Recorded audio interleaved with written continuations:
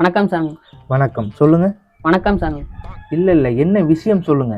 சாமி, நைட்டு படுத்தா தூக்கம் வரணும், அதுக்கு என்ன சாமி பண்றது? அதுக்கு கண்ணை மூடி தூங்கணும். சாமி, கடன் பிரச்சனை தீரணும், அதுக்கு என்ன செய்யலாம்? கடன் பிரச்சனை சரியாகணும்னா கடனை கட்டணும். சாமி, கடனை கட்டுறதுக்கு ரொம்ப கஷ்டமா இருக்கு, அதான் உங்களை பார்க்க வந்தேன். கடனை கட்ட முடியலன்னா கடன் யார்கிட்ட வாங்கினியோ அவனை போய் பாரு. என்னால கடன் கட்ட முடியல, என்ன பண்ணனா, ஒரு டைம் கொடுங்க, 1 வருஷம் 2 வருஷம்னு அவன்கிட்ட போய் டைம் கேளு. அதை விட்டுட்டு என்ன எதுக்கு பார்க்க வந்த? சாமி, இந்த கடனாலே எனக்கு நிம்மதியே இல்லை, என்ன சாமி பண்றது? அப்போ 1/4 கிலோ அரளி விதை அரைச்சி குடிச்சிட்டு செத்துரு, எல்லாமே சரியாயிடும். இப்படி சொல்லிட்டா நான் என்ன சாமி பண்றது? நீ கஷ்டத்துக்கு கடன் வாங்கியிருந்தா எந்த பிரச்சனையும் இல்லை. நீ உன் இஷ்டத்துக்கு கடன் வாங்கியிருந்தா கட்டி தான் ஆகணும். என்ன சாமி இப்படி சொல்றீங்க? தம்பி, ஒரு நிமிஷம். சொல்லுங்கண்ணே. இல்லை, நான் 2 நாளில் முடிச்சிடுறேன். கொடுத்துறேன், ஒன்றும் பிரச்சனை இல்லைண்ணே. சொல்லுது கொடுத்துறேன், ஒன்றும் பிரச்சனை இல்லைண்ணே. கொடுத்துறேன், கொஞ்சம் கோச்சிக்காதீங்க, சேர்த்தே கொடுத்துறேன். சரி, ஓகேண்ணே.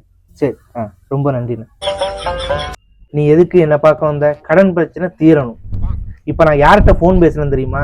வட்டிக்கு ஒரு இடத்துல 2 லட்ச ரூபா பணம் வாங்கினேன். வட்டி பணம் 2 மாசமா கொடுக்கல. அதுக்காக ஃபோன் பண்ணி வட்டி பணம் கொடுக்குறியா இல்லையா அப்படின்னு சத்தம் போடுறாங்க. அதுக்காக தான் நான் ஃபோன் பேசினேன். எனக்கே இவ்வளவு பிரச்சனை இருக்கு, நான் உனக்கு எப்படிப்பா கடன் பிரச்சனை தீர்ப்பேன்? சாமி, நீங்களும் கடன் இருக்கீங்களா? இருந்தாலும் பரவாயில்ல சாமி, எனக்கு ஒரு வழி சொல்லுங்க சாமி. தம்பி, கடன் வாங்கினா கட்டி தான் ஆகணும், அதுதான் காலத்தின் கட்டாயம், வேற ஒண்ணுமே பண்ண முடியாது.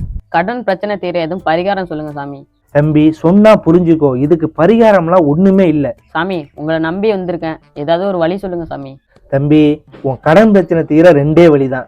ஒண்ணு கடனை கட்டு, இல்லைன்னா கடன் கொடுத்தோன்னு வெட்டு, எல்லா பிரச்சனையும் சரியாயிரும். சங்கடம் உண்டாகட்டும்.